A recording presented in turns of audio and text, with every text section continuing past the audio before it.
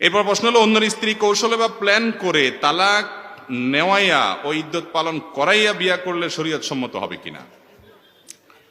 কারোর স্ত্রী, আল্লাহ মাফ করুক, এরকম কৌশল করে যদি কেউ তালাক নেওয়া এবং সে তাকে পরবর্তীতে বিয়ে করার পরিকল্পনা করে, এ সাধারণ জেনাকারী না, বরং একটা সংসার ভঙ্গকারী এবং একজন মানুষ, একজন পুরুষের হক নষ্টকারী, একজন নারীর হক নষ্টকারী, পরকীয়ার মতো ডেঞ্জারাস রোগের রোগী।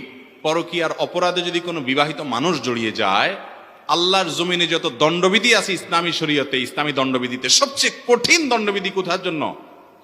এই পরকীয়ার জন্য। এত ডেঞ্জারাস অপরাধ, এত ভয়াবহ অপরাধ। এজন্য পরকীয়ার পদগুলো সব বন্ধ করতে হবে, এই পদ বন্ধ করতে হবে। এবং যদি কেউ এরকম অপরাধ করে, সে সাধারণ কোনো কবিরা গুনাহ করে নাই, বরং মহাপাপের মহাপাপ সে করেছে। আল্লাহ তাআলা আমাদেরকে হেফাজত রাখুন।